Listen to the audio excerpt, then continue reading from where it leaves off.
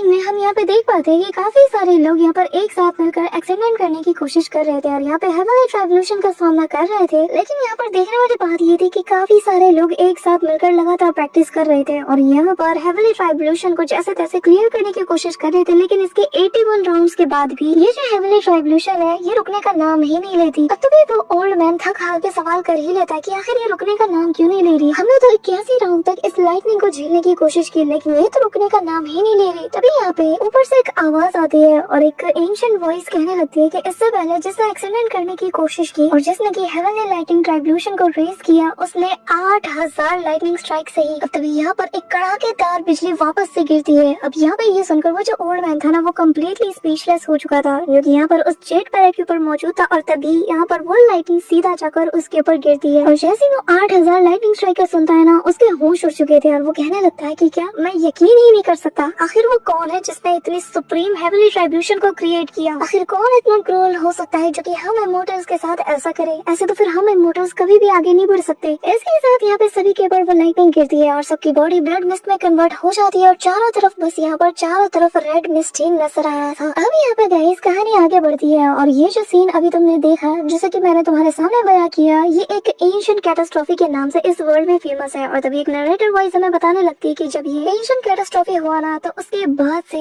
जो इमोर्टल्स थे इस वर्ल्ड से जैसे पूरी तरीके से गायब हो गए। जिनकी आधी अधूरी बॉडी बची थी वो सीधा पानी में जा गिरे और इसी के बाद से इंपीरियल कोर्ट और जो फैंटम कैपिटल है इन लोगों ने मॉर्टल रियलम के ऊपर सबों ने साथ मिलकर राज किया। लेकिन ऐसे ही जब कहानी आगे बढ़ती रही और फिर ऐसे जनरेशन बाय जनरेशन सब कुछ आगे चलता रहा तो एक वक्त ऐसा आया जब इंपीरियल पावर डिक्लाइन करने लगी और जिसके बाद हमारे सामने 8 ग्रेट क्लैन सामने उभर के आई जिसने की इंपीरियल कोर्ट के ऊपर अपना कंट्रोल हासिल कर लिया। और इस मौके का फायदा उठाते हुए फैंटम रियलम ने काउंटलेस डाइटीज को पूरी तरीके से अपने कब्जे में ले लिया और मॉर्टल रियलम के ऊपर ऐसा हाहाकार मच गया कि एक वक्त ऐसा भी आया कि जब डीमंस और जो मॉन्स्टर्स हैं वो दोनों ही आपस में लड़ने लगे और मॉर्टल्स का शिकार करने लगे। हालत इस हद तक खराब हो गई कि जो डाइटीज थे फैंटम कैपिटल के उनको बीच बचाव के लिए आना पड़ा लेकिन बदले में उन्हें भारी भरकम ट्रिब्यूट्स भी दिए जाने लगे और जिसके चलते जो कॉमनर्स थे उनकी जिंदगी इतनी ज्यादा बदहाल हो गई कि उनके पास खाने पीने तक के लाले पड़ गए और बस तब से लेकर आज तक ये सर्वाइवल की कहानी चलती आ रही है। अब यहाँ पे फाइनली गाइस प्रेजेंट टाइम का हमें सीन दिखाया जाता है जहाँ सिटी के अंदर आज फैंटम फेस्टिवल नाम का एक बहुत ही बड़ा फेस्टिवल चल रहा था जिसके चलते जो लोकल थे वो पेड़ के जो मटेरियल से उन्हें बाई कर रहे थे क्योंकि आज यहाँ पर वर्शिप डे था और यहाँ पे सभी लोग लॉर्ड फैंटम को प्रे करने के लिए काफी सारी चीजें बाई कर रहे थे। तभी यहाँ पे जियांगो नाम का एक बंदा जो कि फायरवुड्स को सेल कर रहा था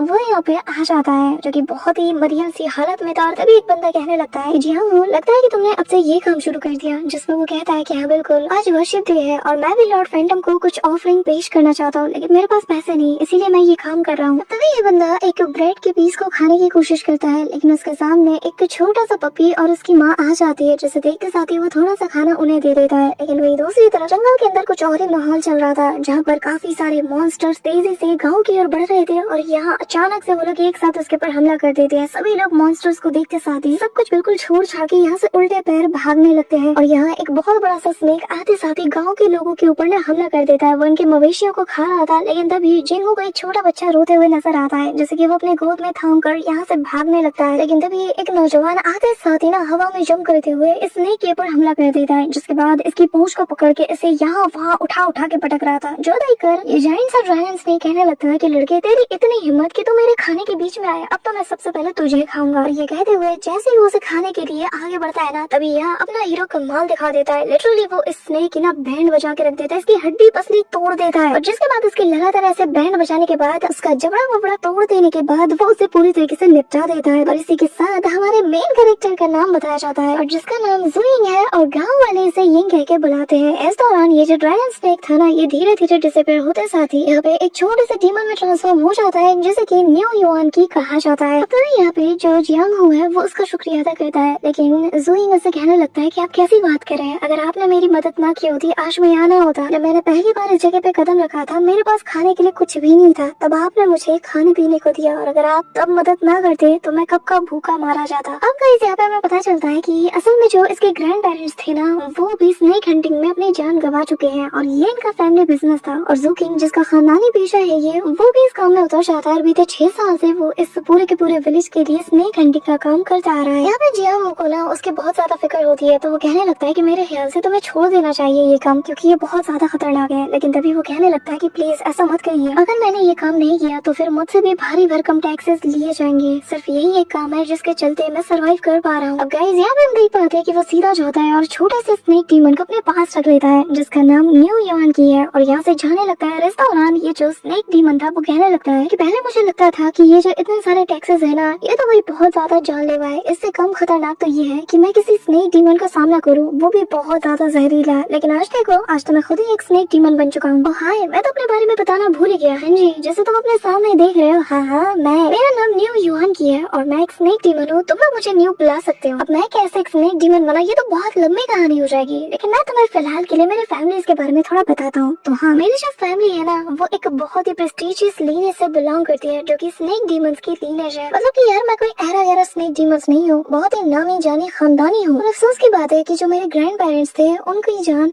पर अफसोस की बात है कि मेरे ग्रैंड पेरेंट्स और मेरे अपने पेरेंट्स दोनों एक स्नेक हंटर के हाथों अपनी जान गंवा चुके हैं। लेकिन मैं नहीं चाहता कि मेरे साथ भी सेम वैसा ही हो जो कि मेरे पेरेंट्स और ग्रैंड पेरेंट्स के साथ हुआ है। अब मैं 120 साल पुराना हो चुका हूँ और मुझे लगा था कि शायद मैं इस कैलेमिटी से उभर जाऊंगा और फिर मैं आगे चलकर इन सारे लोगों को डिवोर करने के बाद एक रिवर ड्रैगन बन जाऊंगा। लेकिन मुझे क्या पता था कि आज मेरा सामना ज़ुइंग नाम के स्नेक हंटर से हो जाएगा और जिसके हाथों में मारा जाऊंगा। क्या यार, ऐसा किसके साथ होता है। अब तभी यहाँ पे जो वो स्नेक डीमन था ना, वो काफी ज्यादा उदास था, लेकिन तभी वो हिम्मत करता है अपना पुर्जे ठीक करके ऐसा एस्केप करने का सोचता है। लेकिन ज़ुनिंग ने उसकी इतनी बुरी तरीके से मार लगाई थी ना कि उसका जबड़ा तक हिल चुका था। लेकिन वो जैसा तैसा करके खुद को मैनेज कर लेता है और अभी यहाँ से निकलने पे फोकस करता है। लेकिन फिलहाल के लिए ढक्कन बंद था तो वो यहाँ पे घात लगा के बैठ जाता है और यहाँ निंग को मारने की प्लानिंग करता है कि एक बार ये वापस आए मुझे चेक करने और मैं इसके ऊपर सरप्राइज अटैक करके इसे इसके ग्रैंड पेरेंट्स के पास पहुंचा दूंगा। तभी यहाँ पर उसे किसी चीज की आवाज आती है और वो ढक्कन हटा के बाहर देखने की कोशिश करता है, जहाँ पे हम देख पाते हैं कि निंग यहाँ पे कल्टीवेट कर रहा था।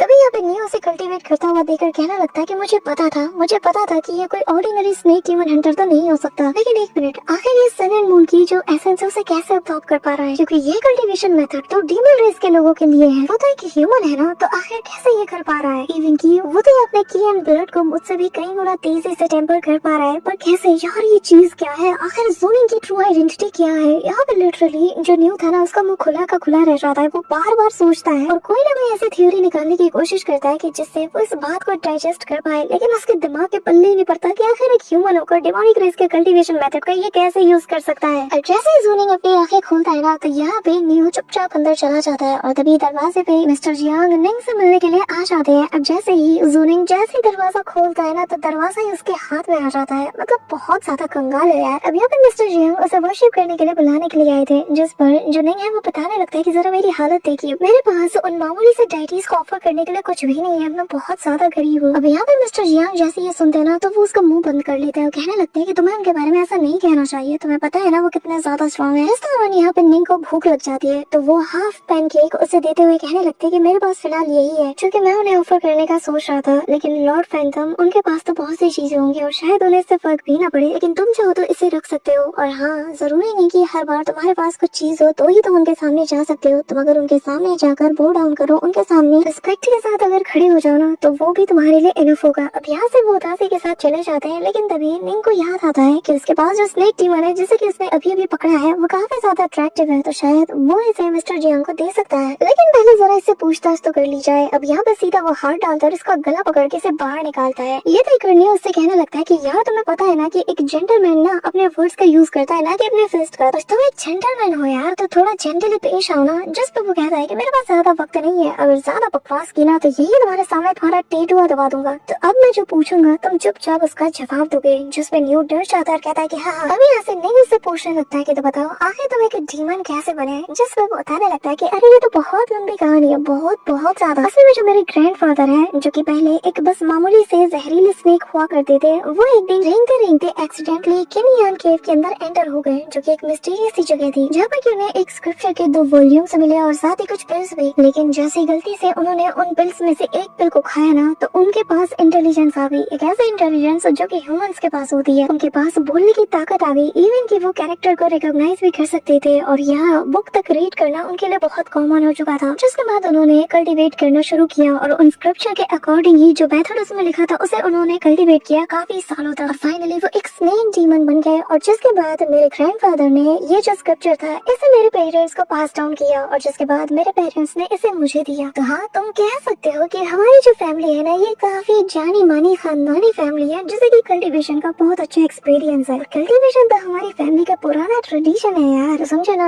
अब तुम थोड़ी मेरी इज्जत करो। जिसमें ज़ूनिंग कहता है कि चुपचाप मुझे वो स्क्रिप्चर दिखाओ। अब यहाँ पे वो दिखाता नहीं है तो वो यहाँ पर एक पत्थर को उसके सामने मसल देता है। बस डर के मारे वो चुपचाप वो जो कल्टीवेशन स्क्रिप्चर था उसके हवाले सौंप देता है जिसके ऊपर की the great sun writing technique लिखा हुआ था। ज़ूनिंग इसे गौर से पढ़ता है, साथ ही यहाँ पे एलिफेंट फिस्ट टेक्निक भी लिखा हुआ था। अब इसे रीड करते साथ ही वो स्नेक डीमन से पूछने लगता है कि एक बात बताओ, तुम्हें नहीं लगता कि एक फिस्ट टेक्निक को प्रैक्टिस करने के लिए तुम्हारे पास हाथ का होना भी जरूरी है, जो कि तुम्हारे पास नहीं है, तो फिर तुम इस टेक्निक को प्रैक्टिस क्यों कर रहे हो? जिस पर वो कहने लगता है कि एटलीस्ट मेरे पास प्रैक्टिस करने के लिए कुछ तो है, मुझे इतना ज्यादा पिकी नहीं होना चाहिए कि भाई जो मन में आया वो करूं। यहाँ पे ज़ूनिंग देख के हैरान था कि ये जो ग्रेट सन गाइडिंग टेक्निक है ना ये उसके ताई गाइडिंग टेक्निक जो कि वो करंटली कल्टीवेट कर रहा था उससे कई गुना ज्यादा इंफीरियर है। लेकिन मुझे समझ नहीं आ रहा कि आखिर मुझे ये काफी ज्यादा फेमिलियर क्यों फील हो रही है। अब यहाँ पे मैं थोड़ी सी एक्टिंग करते हुए उस नई डीमन से कहने लगता है कि जैसा कि मैंने सोचा था कि ये तो बस एक मामूली सी की गैदरिंग स्टेज टेक्निक है। जिसमें यहाँ पे वो स्नेक डीमन कहने लगता है कि आखिर इससे तुम्हारा क्या मतलब। जिसपे ज़ूनिंग उसे दिखाता है कि उसके पास ऑलरेडी काफी सारे ऐसे स्कोर्स है जिसपे की गैदरिंग के काफी सारे मेथड्स मौजूद हैं। अब यहाँ पे वो जो स्नेक डीमन था जब इतने सारे स्कोर्स को देखता है वो काफी ज्यादा सरप्राइज था और जिसके बाद वो उससे सवाल करता है और कहता है कि क्या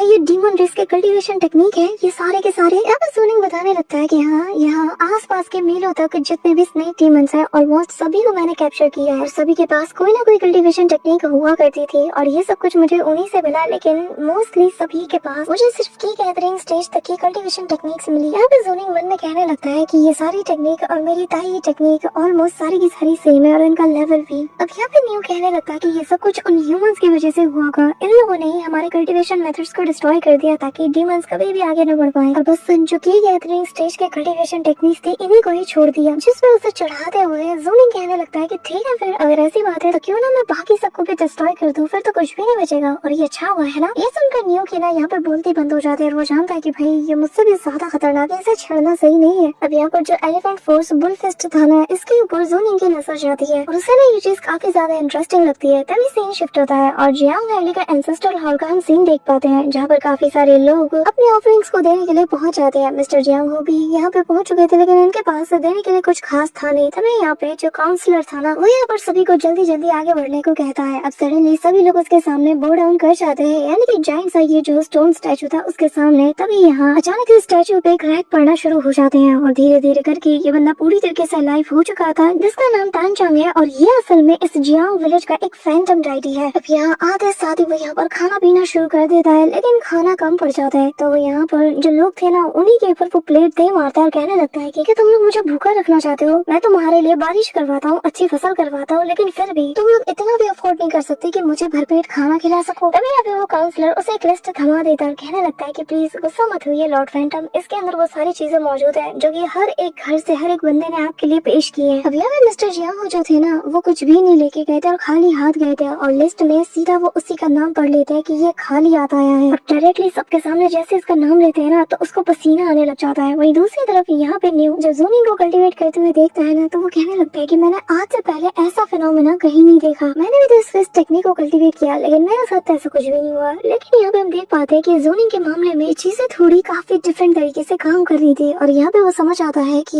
ये मेरे लिए सबसे सूटेबल कल्टीवेशन मेथड है। अब इस दौरान बाहर से जो लोग गुजर रहे थे ना वो लोग यही बात कर रहे थे कि तुम्हें पता है जब ऑफरिंग सेरेमनी चल रही थी ना तो जियांग ने कुछ भी पेश नहीं किया और उसका नाम चारों ओर अब गूंज रहा है। जिसपे दूसरी लेडी कहने लगती है कि अरे तुम ये कह रही हो, तुम्हें ये भी पता है बेचारे के पास तो खाने पीने तक के भी लाले पड़ चुके हैं, इसीलिए तो बेचारे के पास पैसे नहीं कि वो कुछ खरीद के उन्हें दे सके। अब इस दौरान यहाँ पे ज़ूनिंग सारी बातें सुन रहा था। वहीं दूसरी तरफ लॉर्ड फैंटम बाहर आ जाता है और यहाँ पे उसे देखते साथ ही मिस्टर जियांग उसे अपनी सारी कंडीशन बताने लगते हैं कि लास्ट ईयर हार्वेस्ट बहुत ज्यादा खराब रही इसलिए पैसे नहीं आए और इसीलिए हमारे पास कुछ भी नहीं आपको ऑफर करने के लिए। तभी वो गुस्से के साथ भड़क जाता है और कहने लगता है कि जियांग लोग अगर तुम्हें मेरे ब्लेसिंग्स चाहिए तो अपनी बेटी को मेरे सामने पेश करो, उसे मुझे ऑफर कर दो। जिसपे वो कहने लगता है कि प्लीज ऐसा मत कीजिए, मैं ऐसा नहीं कर सकता, प्लीज आप मुझे 2 और दिन दे दीजिए, नहीं आप 1 दिन दे दीजिए, मैं कुछ ना कुछ बंदोबस्त कर लूंगा। जिस पे वो उसके पास झुक जाता है, कहने लगता है कि नहीं मुझे तो तुम्हारी बेटी चाहिए और अभी की अभी चाहिए। जिस पे वो रोते हुए कहता है कि मैं टैक्सेस को पे नहीं कर पाया, इसीलिए वो सारे ऑफिसर्स अपने साथ मेरी बेटी को लेके चले गए। ये सुनकर तो अब यहाँ पे इस फैंटम लॉर्ड को बहुत गुस्सा आता है। वो कहने लगता है कि तुम्हारे कहने का मतलब ये है कि तुमने दूसरे को ट्रिब्यूट पेश कर दिया और अपनी बेटी को उन्हें दे दिया, लेकिन मुझे नहीं। ये कहते हुए वो उसे एक जोर की लात मारता है और यहाँ से दूर पटक देता है। कहने लगता है कि तुम्हें ये लगता है ना कि फैंटम जेलम ह्यूमन अथॉरिटीज के आगे कुछ भी नहीं है ना। अब तभी यहाँ पे जो काउंसलर है वो सीधा उसके पास जाकर उसे चुप कराते हुए कहता है कि प्लीज आप शांत हो जाइए, मुझे पता है कि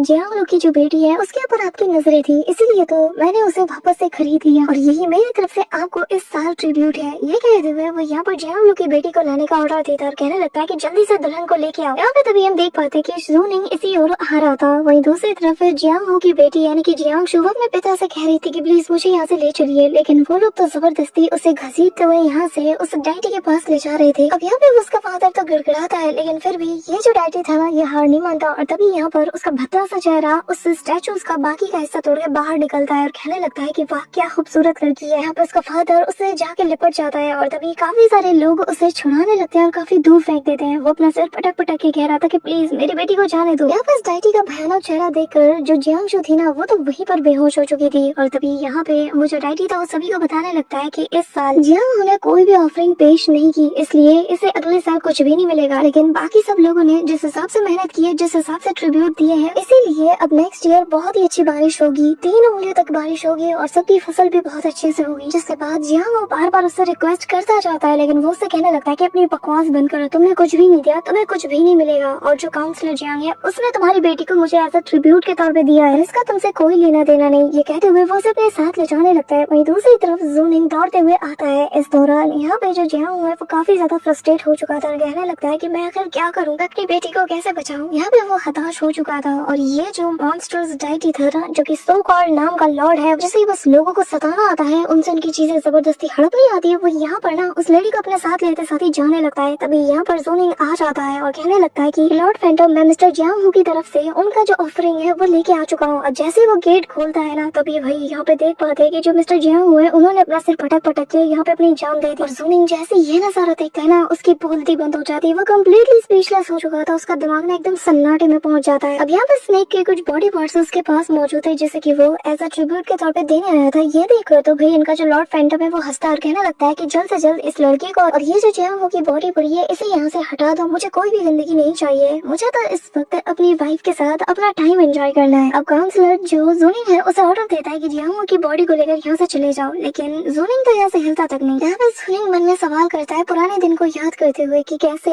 जब वो भूख से मर रहा था तब यहाँ पर जियांग ने उसकी मदद की थी और कैसे वो लोग बस दिन रात मेहनत करते थे ट्रिब्यूट देने के लिए। और वो मन में सवाल करता है कि हमें आज तक खुद को तो भरपेट खाना नहीं मिला, लेकिन तुम्हारे पेट भरने के लिए हम दिन रात मेहनत करते थे, आखिर हमारी गलती क्या थी, हम तो बस जिंदा रहना चाहते थे, जीना चाहते थे। और तभी उसके सामने वापस से मिस्टर जियांग का करंट का चेहरा नजर आता है, जिन्होंने हताश और निराश होते हुए इस दुनिया को हमेशा हमेशा के लिए अलविदा कह दिया। वो यहाँ पर गुस्से के मारे तिल मिला रहा था और यहाँ पे काउंसलर कहने लगता है कि बहरे तुझे सुनाई नहीं देता, तेरे जैसे कॉमनर्स को तो जिंदा ही नहीं रहना चाहिए। अब इस दौरान ज़ूनिंग मन में उस डाइटी से कहने लगता है कि अगर वाकई में हमें जीने का कोई हक नहीं तो तेरे जैसे सो कॉल्ड डाइटीज को भी हमारे ऑफरिंग्स की भी कोई जरूरत नहीं। अब इस दौरान ये जो काउंसलर था ना वो बार बार इसके कान के सामने चिल्लाता है तो यहाँ ज़ूनिंग की सटक जाती है और वो एक लगाता है इसके कान के नीचे, भाई इसकी गर्दन मुड़ जाती है। ज़ूनिंग ने यहाँ पर एक ही थप्पड़ में इस बंदे को लटा के रख दिया था और तभी यहाँ पर सभी लोग कहने लगते हैं कि ज़ूनिंग ने एक बंदे को मार दिया है और सभी लोग चारों तरफ अफरा तफरी मचाते हुए भाग जाते हैं। लेकिन ज़ूनिंग अपने हाथ को देखकर कहता है कि मैंने एक इंसान को मार दिया, लेकिन मैं इंसान को नहीं मारना चाहता था, मैं जिसे मारना चाहता हूँ वो है तू। ये कहते हुए वो फुल किलिंग इंटेंट के साथ यहाँ पर वो जो डाइटी था उसकी तरफ देखने लगता है। अब जैसे किलिंग इंटेंट को वो फील करता है ना तो वो यहाँ पर एक पिलर को तोड़ते हुए ज़ूनिंग के पास आ जाता है और कहने लगता है कि आखिर तेरी हिम्मत कैसे हुई मेरी तरफ ऐसे देखने की। और ये कहते हुए वो अपना बल्ला ऐसे घुमा के मारता है। ज़ूनिंग की हालत बिगड़ चुकी थी और फिर वो उसके ऊपर एक और स्ट्राइक करते हुए इसको पूरी तरीके से मसलने के लिए चाहता है। इस दौरान वो अपना पैर हवा में उठाता है और कहने लगता है कि तेरे जैसा मॉर्टल मेरे जैसे डिवाइन बीइंग की पावर पे शक करे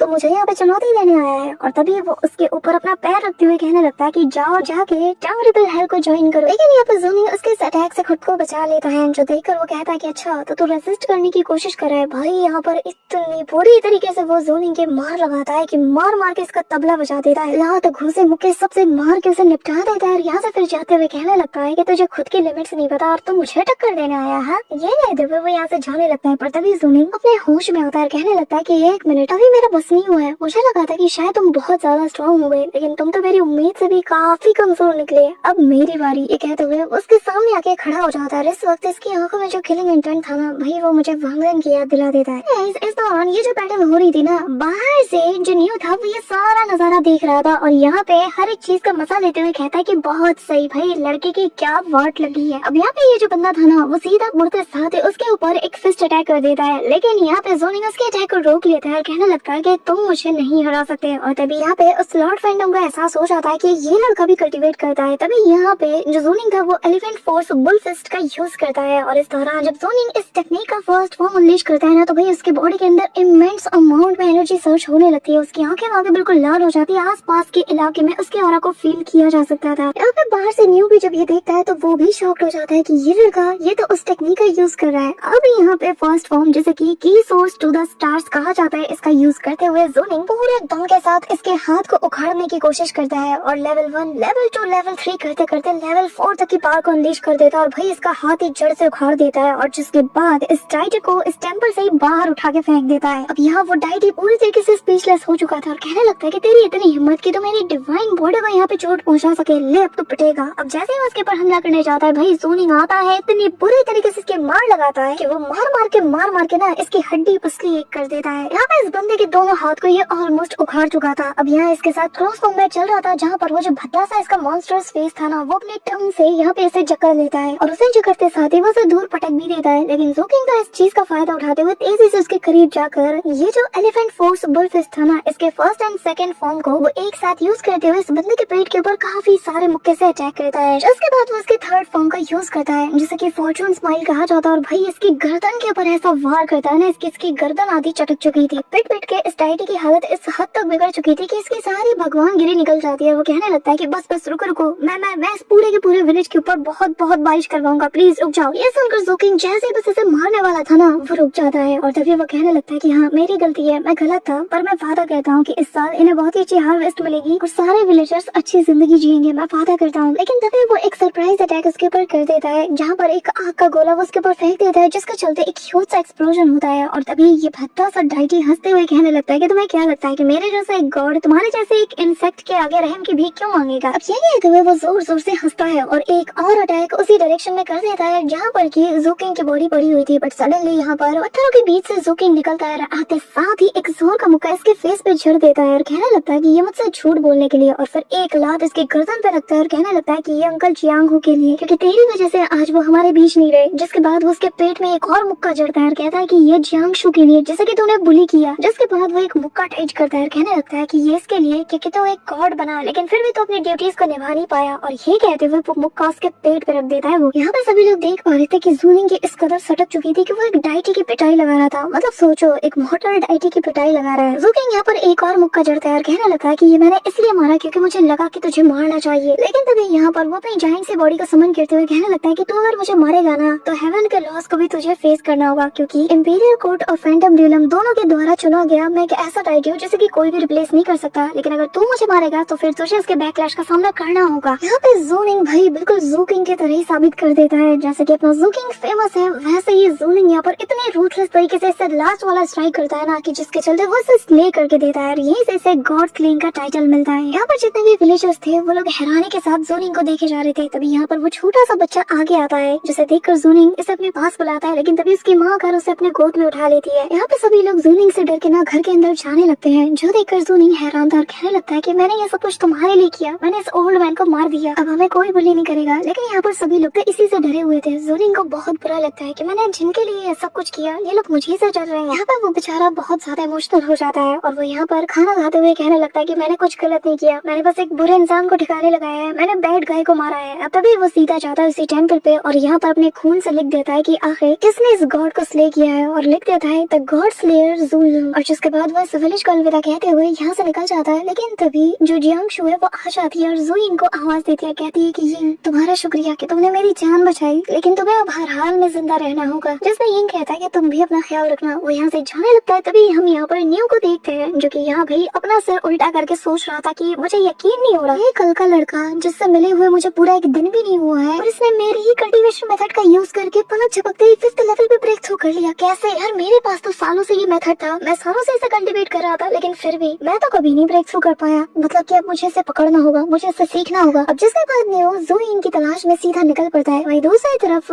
जब जोइंग की ये खबर थी ना कि उसने गॉड को स्ले किया, ये खबर चारों ओर पहुंच जाती है और जोइंग की तलाश में काफी सारे लोग निकल पड़े थे। लेकिन सबसे ज्यादा अगर किसी का अटेंशन इसने ग्रैब किया था तो वो था लिंगलिंग सिटी का सिटी गॉड, जिसे कि यूजी लैंड गॉड कहा जाता है। साथ ही नो मास्टर्स के जो one of the 8 great clans में से एक ज़ोग्लैन, उनका अटेंशन भी जोइंग यहाँ पे ग्रैब करता है। अब यहाँ पे ये जो ज़ोग्लैन का मास्टर है इसका नाम ज़ो यांग है, जो कि असल में इसी लिंगलिंग सिटी का सिटी मजिस्ट्रेट है। अब ये दोनों पावरफुल फोर्सेस एक साथ हाथ मिलाने को तैयार थे। वहीं दूसरी तरफ हम एक ओल्ड मैन को देखते हैं जिससे उसका बेटा कहने लगता है कि फादर जियांग विलेज में कुछ ऐसा हुआ है जिसके बारे में काफी ज्यादा चर्चे हो रहे थे। अब यहाँ पर जोनिंग से रिलेटेड सारी बातें वो इन्हें बता देता है कि कैसे एक स्नेक हंटर ने एक गॉड को पूरी तरीके से मार दिया। अब यहाँ पे ये ओल्ड मैन जिसका नाम ज़ो यीहांग है, जो कि इसी लिंगलिंग सिटी का गवर्नर है, वो कहने लगता है कि क्या ये जो स्नेक हंटर है क्या ये एक नो मास्टर है, जिसपे वो कहने लगता है कि मैं इसी बारे में तो आपसे बात करना चाहता हूँ और मुझे उसके घर से कुछ चीजें बरामद हुई है। अब यहाँ पर उसके बिलोंगिंग्स को वो दिखाने लगते हैं, जो कि एक बुक थी, कल्टीवेशन बुक, जिसमें कि डीमन रेस का ये जो की गैदरिंग स्टेज की टेक्निक थी ना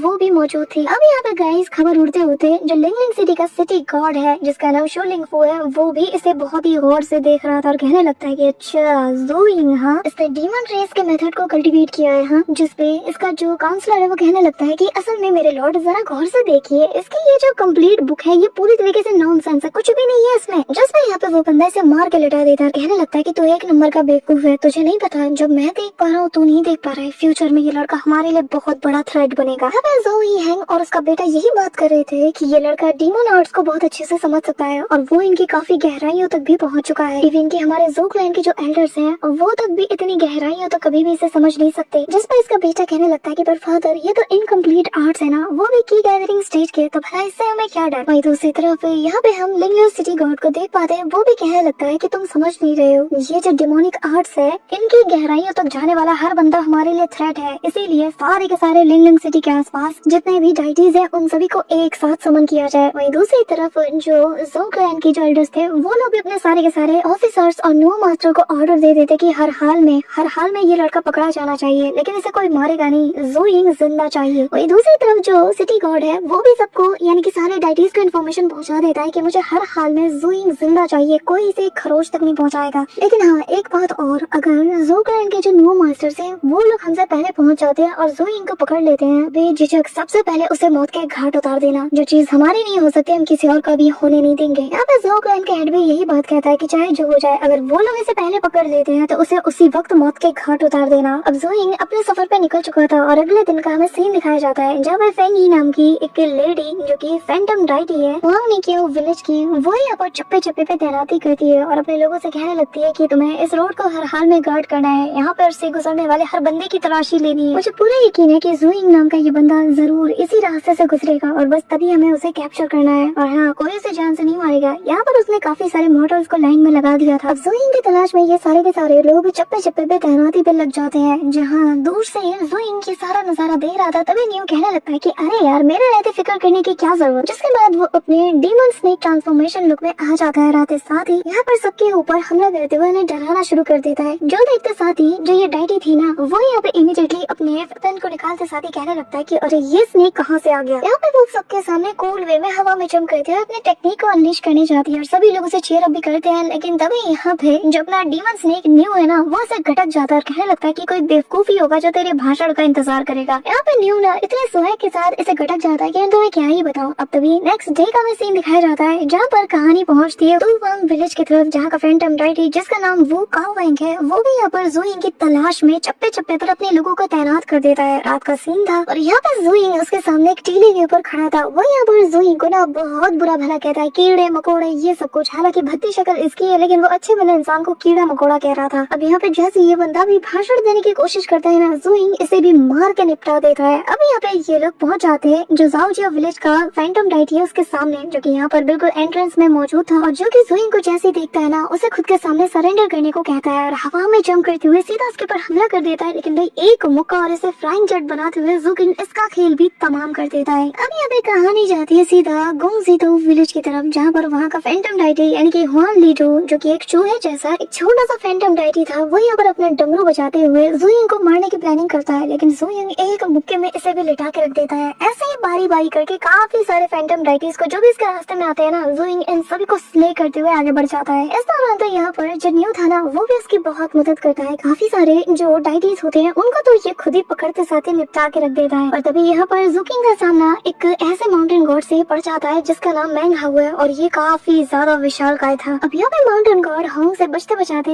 ये लोग एक बड़ी सी चट्टान के पास पहुंच जाते हैं, जहाँ पर भाई इनकी हालत दौड़ दौड़ के इतनी ज्यादा खस्ता हो चुकी थी कि दोनों वहीं पर बेहोश हो जाते हैं। लेकिन जुकिंग शुक्र मनाता है कि चलो यार उस मोटी की स्पीड बहुत ज्यादा कम थी, वरना अगर ये हमारी स्पीड से भागता ना तो हमारा खेल कब का खत्म हो जाता। अब इस दौरान यिंग और न्यू के बीच काफी अच्छी खासी दोस्ती हो जाती है और वो उससे कहने लगता है कि वैसे ब्रदर युआन एक बात बताओ। तभी यहाँ पे न्यू कहने लगता है कि नहीं नहीं नहीं नहीं, तुम मुझे ब्रदर न्यू कहोगे ना कि युआन, ठीक है? क्योंकि यार जब मैं पैदा हुआ था ना तो मेरे फादर ने कहा था कि जो जहरीले सांप होते हैं ना उन्हें एंशिएंट टाइम्स में युआन कहा जाता था, और मैं सातवां वेनमस स्नेक था जो कि पैदा हुआ था, और इसी के चलते मेरे फादर ने मेरा नाम युआन की रखा। लेकिन ये नाम उतना ज्यादा खास नहीं है तो तुम मुझे ब्रदर न्यू कहोगे। अब ये कहकर वो कहने लगता है कि ठीक है मैं तुम्हें न्यू बुलाऊंगा। अब मुझे ये बताओ, ये जो टेक्निक है यानी कि एलिफेंट फोर्स और बुल फिस्ट, इसमें जो बुल वर्ड है इसका मतलब ये नहीं है कि हमें खुद को किसी बुल डीमन में ट्रांसफॉर्म करना है ना, बल्कि इसके बजाय जब हम फाइट कर रहे हो तो हमें अपनी स्पिरिट को किसी बुल डीमन की तरह बहुत ही ज्यादा फियरलेस बनाना होगा, है ना? मतलब कि इस फिस्ट टेक्निक का किसी एक्चुअल बुल से कोई लेना देना है ही नहीं। अब यहाँ पे ये सुनकर न्यू के ना दिमाग के घोड़े दौड़ने लगते हैं और वो यहाँ पर मन में सोचने लगता है कि पर मैंने तो कुछ ऐसा ही सोचा था कि खुद को किसी फैंसी बुल में मुझे ट्रांसफॉर्म करना होगा। तभी वो कहने लगता है कि क्या तुम ये कह रहे हो कि जो मेरे एंसेस्टर्स हैं उन्होंने इस टेक्निक को गलत तरीके से समझाया? अब ये सुनकर ना बेचारे को खुद को ही बहुत ज्यादा शर्म आ रही थी, तो वो कहने लगता है कि वैसे एक बात कहूँ, जो मेरा गिवन नेम है ना वो बिल्कुल सही है, लेकिन जो मेरा फैमिली नेम है ये कुछ ज्यादा ही अजीब है, ये बिल्कुल सही नहीं है। जिससे जुइंग उसे सलाह देता है, कहता है कि तो चलो फिर तुम्हारा जो फैमिली नेम है इसे बदला जाए। ये सुनकर वो हंसता है और कहने लगता है कि तुम्हें पता भी है न्यू का मतलब क्या है? न्यू सरनेम मेरे ग्रैंडफादर, मेरे फादर और मैं हम सब कैरी करते हुए आए हैं। एक सच्चा मर्द कैसे अपने सरनेम और नेम को पीछे छोड़ सकता है? मैं अपने एंसेस्टर्स को धोखा नहीं दे सकता। अब यहाँ पे इसका ड्रामा देखकर वो कहने लगता है कि तो फिर चुप हो जा। तभी यहाँ पे जुइंग उससे कहने लगता है कि तुमने कहा था कि हम लोग यहाँ पे वो वुआंग माउंटेन में कहीं पे छिप सकते हैं, तो आखिर ये जगह कौन सी है? जिससे वो कहने लगता है कि अरे वो तो हमारा जो केनियन केव है ना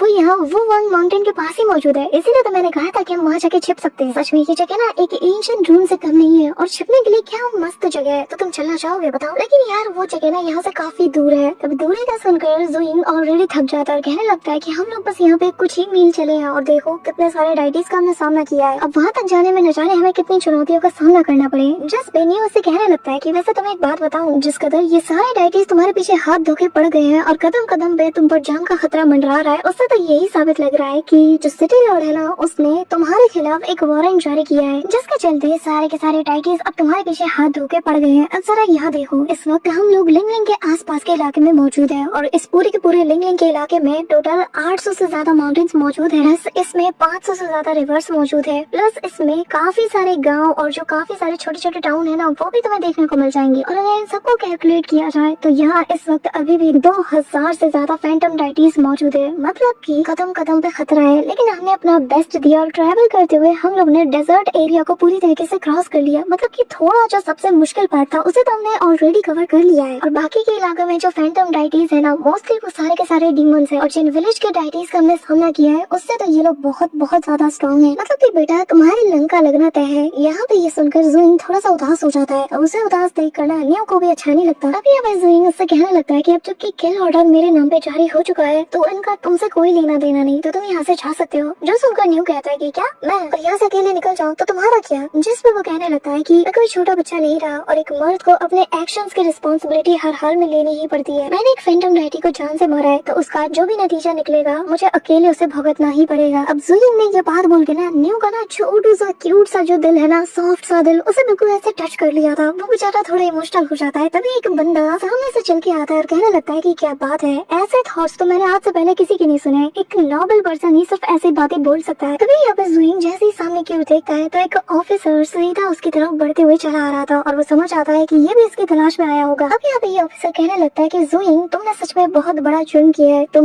लिंगलिंग के आसपास के इलाकों में ऐसे तांडव नहीं मचा सकते, और जो जियांग सिटी है वो हमारे लिंगलिंग के अंडर में ही आता है। ये हमारी टेरिटरी है जिसके काउंसलर को तुमने जान से मार दिया, जिसका मतलब तुमने ज़ोंगलैंड के रूल्स को तोड़ा है। ये कहते हुए वो एक एक कदम लेकर इसके करीब बढ़ता है, और जहाँ जहाँ पैर रखता था ना, वहाँ पर लाइफ ऑरा काफी तेजी से फैलने लगती है और घास फूस उगने लगते हैं। और वो कहने लगता है कि चुपचाप सरेंडर करो और लॉ का सामना करो। यहाँ पे ये बंदा जिसका नाम दिंग कुआन है और जिसे आई शेडो से खेलने का बड़ा शौक है, और पूरा का पूरा एक पैलेट इसने अपनी आंखों में थोप लिया और यहाँ पे मुंह उठा के आ गया। और ये बंदा यार, जो कि दिखने में भले ही नमूना लगे, लेकिन लिंगलिंग के टेरिटरी के अंदर बंदा जुडिशियल ऑफिसर का काम करता है, और वो यहाँ पर ज़ोइंग को पकड़ने के लिए आया था। यहाँ पे ज़ोइंग उसकी बकवास सुन के कहने लगता है कि तुम में और फैंटम डाइटीज में कोई फर्क नहीं है, तुम लोगों ने तो इंसानों की जिंदगी बद से बदतर बना दी है, जीना लायक तो किसी को छोड़ा ही नहीं है। ये सुनकर वो जो जुडिशियल ऑफिसर है वो हंसता है और कहने लगता है कि क्या ह्यूमन लाइफ, ये कहते हुए वो एक पेड़ की तरफ अपनी एक वाइन को छोड़ता है। कहने लगता है कि एक बात बताओ, ह्यूमन लाइफ भला हमारे ज़ो के रेपुटेशन से ज्यादा इंपॉर्टेंट कैसे कर सकती है। ये कहते हुए वो उस पेड़ को बीच से काट देता है और कहने लगता है कि भूलो मत, मेरा नाम दिंग कुआन है। और ये कहते हुए अगले ही पल ये अपना क्रीपी सा फेस बना लेता है और कहने लगता है कि मैं लिंगलिंग का जुडिशियल ऑफिसर हूँ और मुझे इंसाफ करना होगा। अब यहाँ पे से देखते साथ ही न्यूज छुप जाता है, और उसे डरा हुआ देखकर इवन की यहाँ पे जो ज़ोइंग है वो तक समझ आता है कि नहीं, ये आम बंदा नहीं हो सकता। वो समझ जाता है कि ये असल में एक न्यू मास्टर है। जिस पे यहाँ पे दिंग कुआन उसे देखकर कहने लगता है कि बिल्कुल तुम्हारा एक्सप्रेशन बता रहा है कि तुम्हें पता चल चुका है कि मैं कौन हूँ। हाँ, मैं न्यू मास्टर हूँ, और ये मेरा जो कल्टीवेशन पाइप है ये ह्यूमन रेस का पीक है। इसके बाद उसके पैरों के नीचे से पेड़ का तना बाहर आता है, जिसके ऊपर वो सवार होकर उसे अपने मर्जी से मूव करते हुए इसके करीब जाता है और कहने लगता है कि मैंने ह्यूमन रियल्म्स को अनलॉक करके इमॉर्टैलिटी के पैथ को चुना, जिसे कि मैंने कल्टीवेट किया। लेकिन अगर तुम्हारे डीमन आर्ट से मैं कंपेयर करूँ ना, जिसे कि तुम प्रैक्टिस करते हुए आ रहे हो, तो हमारे बीच का जो डिफरेंस है वो हेवन एंड अर्थ जैसा है। अब यहाँ पे ज़ोइंग कहने लगता है कि पर मैंने तो ये सुना है कि जो न्यू आर्ट्स होते हैं उसे सिर्फ जो प्रोमिनेंट क्लाइंट्स होते हैं उन तक ही पास डाउन किया गया है। जिस पे वो उसका मजाक उड़ाता है, कहने लगता है कि अरे रे, तुम्हारे पेरेंट्स यूजलेस थे और उन्होंने भी एक यूजलेस ट्रैश को जन्म दिया, तुम्हारे पल्ले कुछ पड़ ही नहीं रहा, और इसीलिए अब तो तुम्हें सजा मिलनी चाहिए। पर जाने से पहले मैं इतना बता दूं कि जो मेरे न्यू आर्ट्स है ना, ये मुझे ज़ो क्लैन से मिला है, जो कि यांग ज़ो से बिलोंग करता है। और अगर तुम मेरी जैसी मेहनत करो ना हमें ज्वाइन करने के बाद, तो मुझे पूरा यकीन है कि ज़ो क्लैन का रिकॉग्नाइजेशन तुम्हें भी मिलेगा, फिर तुम्हें भी बहुत सी चीजों से नवाजा जाएगा। ये सुनकर ज़ोइंग कहने लगता है कि अच्छा, तो तुम्हारे कहने का मतलब ये है कि तुम सिर्फ एक पालतू से ज्यादा और कुछ भी नहीं। पर अफसोस की बात है कि तुम ऐसी चीजों पे भी बहुत ज्यादा प्राउड कर रहे हो। हाँ, ये कहते हुए वो भाई उसे ऐसा डेयरिंग लुक देता है ना, ये देखते साथ ही जुडिशियल ऑफिसर यानी कि दिंग कुआन भाई, इसके खून में आग लग जाती है। वो इमीडिएटली एकदम गुस्से से तिल मिलाते हुए उसके ऊपर हमला कर देता है और अपनी जड़ों से उसे लपेटते हुए हवा में उठा लेता है और कहने लगता है कि पर मैं पालतू हूँ तो क्या हुआ, तू तो उनके पालतू बनने के भी लायक नहीं है। और ये कहते हुए वो इमीडिएटली उसे जमीन पे पटक देता है, जिसके बाद ये मास्क पहनते साथ ही पानी के ऊपर लैंड करता है और कहने लगता है कि तुम्हारे जैसे कीड़े को कोई हक नहीं है कि तुम यहाँ न्यू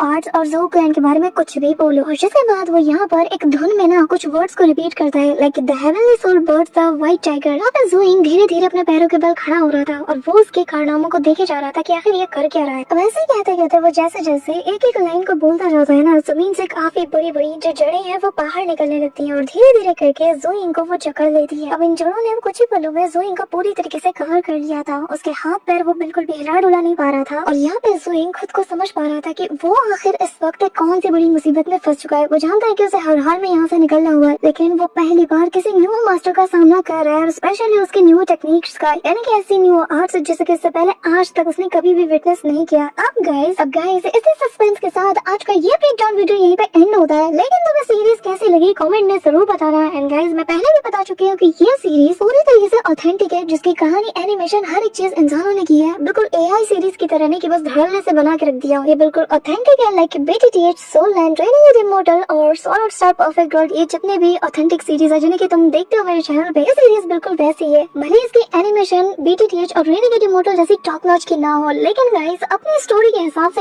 इस सीरीज का जो एनिमेशन है वो भी कमाल का है। एंड आई होप कि तुम लोगों को सीरीज पसंद आ रही होगी, और अगर पसंद आ रही है तो कमेंट करके अपना राय जरूर बताना। और अगर नेक्स्ट ब्रेकडाउन वीडियो तुम्हें कल ही चाहिए तो फटाफट से इस वीडियो पे 2K लाइक्स और 200 कमेंट्स पूरा कर दो, और जितनी जल्दी तुम ये टारगेट पूरा कर दोगे इसका नेक्स्ट ब्रेकडाउन वीडियो तुम्हें कल ही देखने